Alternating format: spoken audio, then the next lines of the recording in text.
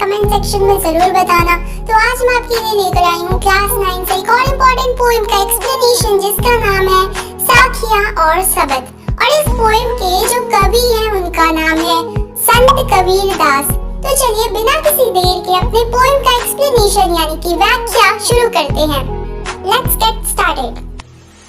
मानसरोवर सुभर जल। तो मानसरोवर का यहाँ पर दो अर्थ है, एक तो शब्दार्थ यानी कि इसके शब्द का अर्थ और दूसरा है भावार्थ यानी कि इस वर्ड से, इस शब्द से कवि का भाव क्या है, कवि क्या कहना चाहते हैं। तो मानसरोवर का शब्दार्थ है मानसरोवर यानी कि एक बड़ा सा सरोवर, एक बड़ा सा तालाब, और इसका भावार्थ है मन रूपी सरोवर अर्थात हृदय यानी कि मनुष्य का मन। सुभर का शब्दार्थ है अच्छी तरह भरा हुआ। जल का यहाँ पर भावार्थ है आनंददायक भक्ति भाव। हंसा केली कराही। हंसा यानी कि हंस पक्षी, केली यानी कि क्रीड़ा करना, खेलना, कराही यानी कि करना। मुक्ता फल मुक्ता चूगे। तो मुक्ता फल का भी यहाँ पर दो अर्थ है, एक तो है मोती, इसका शब्द वाला अर्थ, और दूसरा है मुक्ता फल। यहाँ पर कहने से मतलब है मुक्ति। अब उड़ी अनत न जाही। उड़ी यानी कि उड़कर, अनत का मतलब होता है कहीं और, जाही यानी कि जाते हैं। तो इस साखी का एक्सप्लेनेशन कुछ ऐसे है। तो कैलाश पर्वत पर जो मानसरोवर झील है उसका पानी एकदम साफ और निर्मल है, जिसमें हंस नाम का एक पक्षी निवास करता है, यानी वो उस पानी में ही रहता है और वो उसी मानसरोवर झील में मोती के दानों को चुगकर बड़े आनंद से, बड़े खुशी से क्रीड़ा करते हुए यानी खेलते हुए अपने जीवन को बिताता है। वह उस मानसरोवर झील को छोड़कर कहीं और नहीं जाना चाहता है। ये तो था इस साखी का डायरेक्ट मीनिंग, लेकिन इस साखी से कबीरदास जी हमें क्या समझाना चाहते हैं। तो इस दोहे में कबीरदास जी कहते हैं कि जब व्यक्ति ईश्वर भक्ति में लीन हो जाता है तो उसका हृदय निर्मल हो जाता है। यानी जब व्यक्ति हृदय रूपी मानसरोवर में क्रीड़ा यानी कि खेल रूपी साधना कर रहा होता है और क्रीड़ा करते हुए आनंदित होकर, खुश होकर भक्ति रूपी मोती चुग रहा होता है, फिर वह भक्ति को छोड़कर कहीं और नहीं जाना चाहता है। दूसरे शब्दों में कहे तो अगर व्यक्ति का मन ईश्वर भक्ति में लग जाता है तो फिर उसे सांसारिक वासनाओं, मोह माया से कोई लेना देना नहीं होता है। उसे तो ईश्वर भक्ति में ही खुशी मिलती है और फिर वह ईश्वर भक्ति का मार्ग छोड़कर, ईश्वर भक्ति का रास्ता छोड़कर किसी और रास्ते पर नहीं जाना चाहता है। तो इस दोहे में शांत रस का प्रयोग किया गया है। प्रेमी ढूंढत मैं फिरो, प्रेमी मिले न कोई, प्रेमी को प्रेमी मिले सब विष अमृत होई। तो प्रेमी यानी कि प्रेम करने वाला, ये शब्दार्थ हुआ। भावार्थ इसका है प्रभु का भक्त। ढूंढत मैं फिरो, फिरो यानी कि घूमता हूँ, होई यानी कि हो जाता है। विष, विष शब्द का यहाँ पर भावार्थ है मन की बुराइयाँ, और अमृत शब्द का यहाँ पर भावार्थ है मन की अच्छाइयाँ। तो इस दोहे का एक्सप्लेनेशन कुछ ऐसे है। तो यहाँ पर जो कवि है वो कहते हैं कि मैं ईश्वर से प्रेम करने वाले अर्थात प्रभु के भक्त को ढूंढता फिर रहा था, पर अहंकार के कारण मुझे कोई भक्त नहीं मिला। जब दो सच्चे प्रभु भक्त मिलते हैं तो मन की सारी विष रूपी बुराइयां खत्म हो जाती हैं और मन में अमृत रूपी अच्छाइयां आ जाती हैं। तो यहाँ पर कबीरदास जी कहते हैं कि जब मैं अपने अहंकार में भरा हुआ ईश्वर भक्त बनकर ईश्वर भक्तों को ढूंढ रहा था तो मुझे कोई नहीं मिला, लेकिन जब मैंने अपने अहंकार को त्याग दिया और सच्चा ईश्वर भक्त बना तो मुझे सच्चे ईश्वर भक्त मिले और मेरे मन की बुराइयां बदलकर अच्छाइयां बन गई। मेरा मन प्रभु भक्ति के आनंद में डूब गया। हस्ती चढ़िए ज्ञान को सहज दुलीचा डारी, स्वान रूप संसार है भूकन दे झक मारी। तो हस्ती का यहाँ पर शब्दार्थ है हाथी और इसका भावार्थ है ज्ञान। सहज का यहाँ पर शब्दार्थ है स्वाभाविक रूप से। दुलीचा का यहाँ पर शब्दार्थ है कालीन और दुलीचा के यहाँ पर भावार्थ है सहजता। स्वान का यहाँ पर शब्दार्थ है कुत्ता और भावार्थ है इसका संसार। तो भूकन दे का यहाँ पर शब्दार्थ है भौंकने दो और इसका भावार्थ है निंदा करना। झकमारी का शब्दार्थ है समय बर्बाद करना। तो यहाँ पर कवि ज्ञान प्राप्ति में लगे लोगों को संबोधित करते हुए कहते हैं कि तुम ज्ञान रूपी हाथी पर सहज समाधि रूपी आसन यानी कालीन बिछाकर अपने मार्ग पर निश्चिंत होकर चलते रहो। कबीरदास जी कहते हैं कि जिस प्रकार कुत्तों के भौंकने के बावजूद हाथी उनकी परवाह किए बगैर अपने मस्ती में आगे बढ़ता जाता है, उसी प्रकार इस संसार के लोग भी आपको अच्छा बुरा बोलते रहेंगे। आप उनकी बात को अनसुना कर, उन्हें अनदेखा कर अपने कर्तव्यों का पालन सहज रूप से करते हुए आगे बढ़ते रहिए। एक दिन वो थक हार कर खुद ही चुप होकर बैठ जाएंगे। यहाँ पर संसार की तुलना भौंकने वाले कुत्तों से की गई है। पखा पखी के कारण सब जग रहा भुलान, निरपख होई के हरि भजै सोई संत सुजान। पखा पखी यानी पक्ष विपक्ष, कारण यानी कारण, भुलान यानी भुला हुआ, निरपक्ष यानी निरपक्ष, भजै यानी भजन स्मरण करना, सोई यानी कि वही, सुजान यानी चतुर या ज्ञानी। तो लोग अपने संप्रदाय का पक्ष लेकर अपने आप को दूसरों से बेहतर मानते हैं। वो अपने धर्म का समर्थन करते हैं और दूसरों के धर्म का निंदा करते हैं। इसी पक्ष विपक्ष के चक्कर में पड़कर वो अपना वास्तविक उद्देश्य भूल जाते हैं। तो जो व्यक्ति धर्म संप्रदाय के चक्कर में पड़े बिना ईश्वर की भक्ति करता है, वही सच्चा ज्ञानी होता है। तो यहाँ पर कबीरदास जी कहते हैं कि भेदभाव के कारण सारा संसार ईश्वर की भक्ति को भूल गया है। जो व्यक्ति बिना किसी भेदभाव के ईश्वर का भजन कर रहा है, वही सज्जन व्यक्ति है, यानी वही ज्ञानी व्यक्ति है। ईश्वर एक है, लेकिन इंसानों ने उसे अनेक बना दिया है और यही भेदभाव उसे ईश्वर से दूर किए हुए है।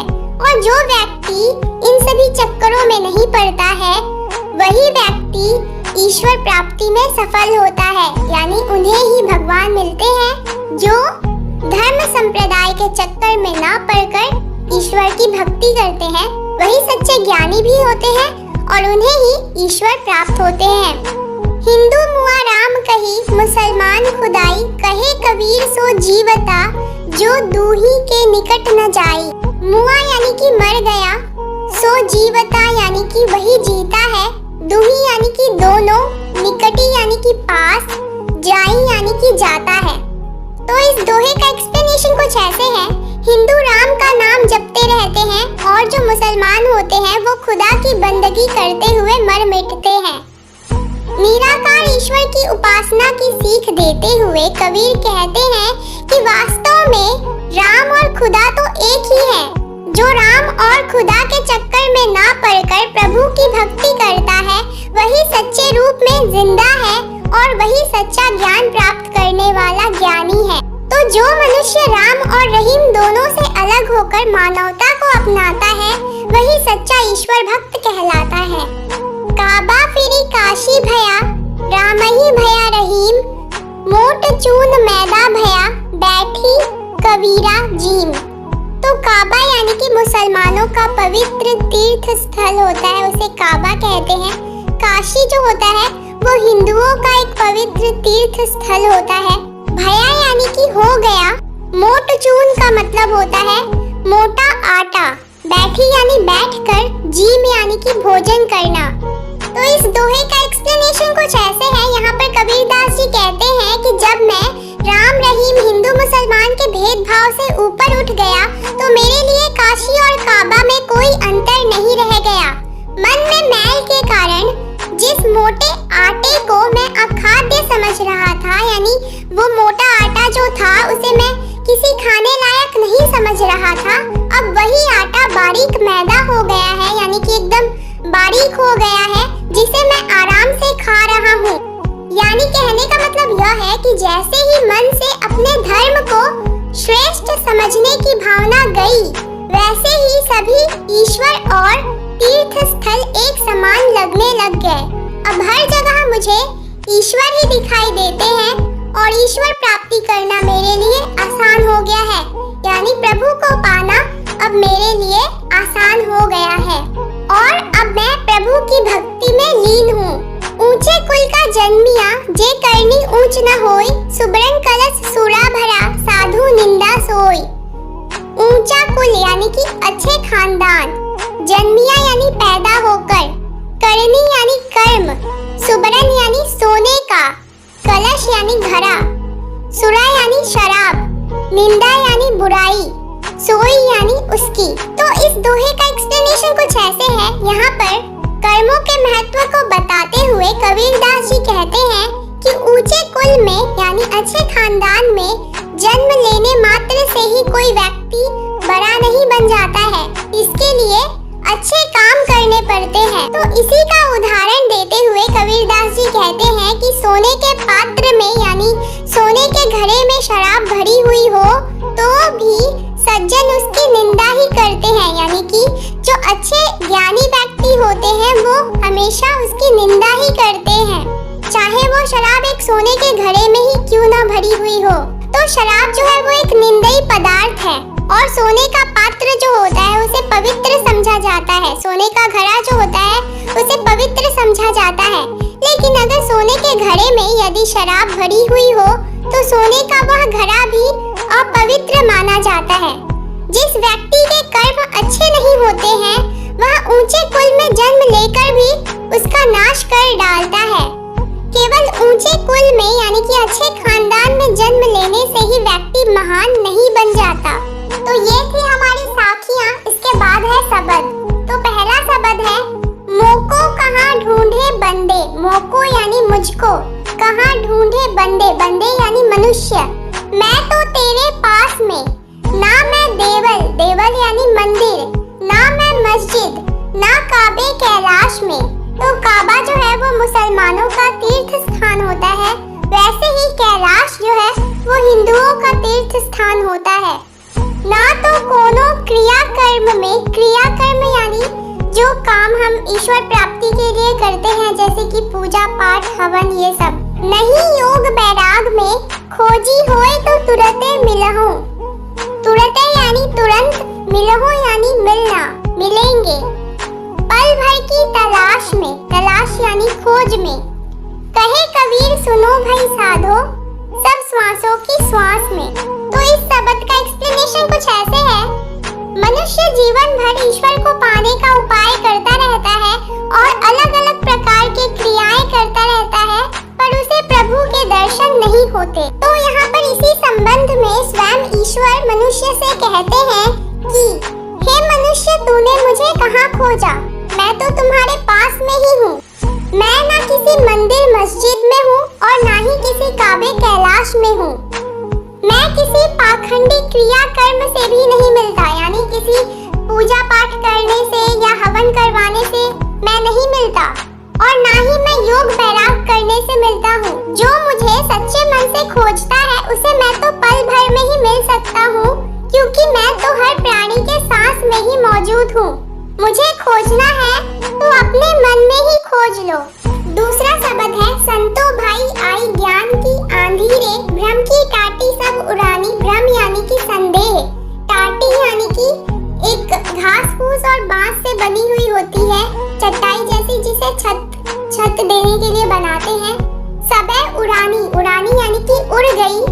माया रहे न बांधी, माया यानी कि मोह, बांधी यानी कि बंद कर। तो जो माया है यानी कि जो मोह माया है वो अब बंद कर नहीं रही। हित चित की वै यूनी गिरानी।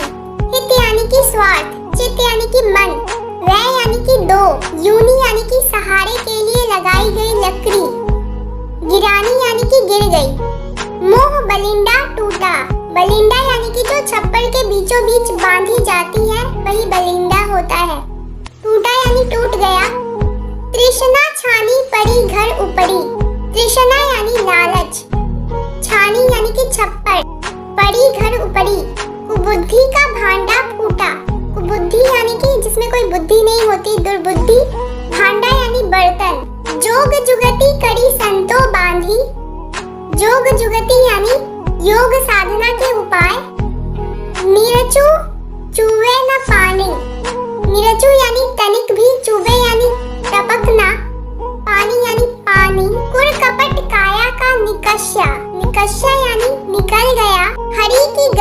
जानी, जानी यानी कि समझ में आई। आंधी पीछे जो जल बूठा, बूठा यानी बरसा। प्रेम हरि जन भीना, भीना यानी भीग गया। कहे कबीर भान के प्रगटे, उदित भया तम खीना। भान यानी सूरज, उदित भया यानी निकल आया, तम यानी अंधकार और खीना यानी नष्ट होना। तो इस दोहे का एक्सप्लेनेशन कुछ ऐसे है। इस दोहे में ज्ञान के महत्व को बताया गया है। तो यहाँ पर ज्ञान के महत्व को बताते हुए कवि कहते हैं कि हे संतों, ज्ञान की आंधी आ गई है। उसके प्रभाव से भ्रम का जो छत था वो उड़ गया है। वह माया की रस्सी से बंधा न रह सका। स्वार्थ के खंभे और मोह की बलियां यानी कि जो स्तंभ थे वो भी टूट गई है। तृष्णा यानी कि लालच का जो छत था उसके गिरने की वजह से कुबुद्धि के सभी बर्तन टूट गए हैं। संतों ने योग साधना के उपायों से यानी अपने शक्तियों से नए मजबूत छत को बनाया, जिससे तनिक भी यानी थोड़ा सा भी पानी नहीं टपकता है। तो जब संतों को प्रभु की भक्ति का पता चला तब उनका शरीर निष्कपट हो गया। तो इस ज्ञान रूपी आंधी के कारण प्रभु भक्ति की जो वर्षा हुई उससे हर कोई हरि के प्रेम में भीग गए। इस प्रकार ज्ञान के सूर्य उदय से संतों के मन का अंधकार नष्ट हो गया। तो इन लाइंस में कबीरदास जी ने ज्ञान के महत्व को बड़ी ही सरलता से समझाया है, बड़ी ही आसानी से समझाया है। उन्होंने ज्ञान की तुलना आंधी से करते हुए कहा है कि जिस प्रकार आंधी आती है तो कच्ची झोपड़ी की सभी दीवारें अपने आप ही गिर जाती हैं और वह बंधन मुक्त हो जाती हैं। उसी प्रकार जब व्यक्ति को ज्ञान प्राप्त होता है तो उसका मन अपने आप ही सारे सांसारिक बंधनों से मुक्त हो जाता है। कबीरदास जी आगे कहते हैं कि झोपड़ी की दीवारें गिरने के बाद जब छत को गिरने से रोकने वाला लकड़ी का टुकड़ा जो खंभे को जोड़ता है वह भी टूट जाता है तो छत स्वयं ही नीचे गिर जाती है, खुद ही नीचे गिर जाती है और छत के गिरते ही झोपड़ी के अंदर रखा सारा सामान अपने आप ही नष्ट हो जाता है। उसी प्रकार ज्ञान प्राप्त होते ही मनुष्य सभी विकारों, लोभ, मोह, लालच, जाति पाति, स्वार्थ इन सभी से मुक्त हो जाता है। परंतु जिनका घर मजबूत होता है यानी जिनके मन में कोई छल कपट नहीं होता, उन पर आंधी तूफान का कोई प्रभाव नहीं पड़ता। अर्थात ज्ञानी व्यक्ति को कोई भी सांसारिक चीज डगमगा नहीं सकती। आंधी के बाद जब बरसात होती है तो वह सारी गंदी चीजों को धोकर साफ कर देती है। उसी प्रकार ज्ञान की प्राप्ति होने के बाद मनुष्य का मन निर्मल हो जाता है और वह फिर ईश्वर भक्ति में लीन हो जाता है। तो ये था हमारा साखी और सबद का एक्सप्लेनेशन। आई होप आप लोगों को समझ में आ गया होगा। तो आज के लिए बस इतना ही। मिलते हैं आपसे नेक्स्ट वीडियो में। तब तक के लिए हंसते रहिए, खुश रहिए और हाँ, चैनल को सब्सक्राइब करके और वीडियो को लाइक करके ही जाना। आप में से बहुत कम ही लोग हो जो इस चैनल को सब्सक्राइब करते हो, तो प्लीज सब्सक्राइब करके ही जाना। तो मिलते हैं आपसे नेक्स्ट वीडियो में एक और नए टॉपिक के साथ। तब तक के लिए हंसते रहिए, खुश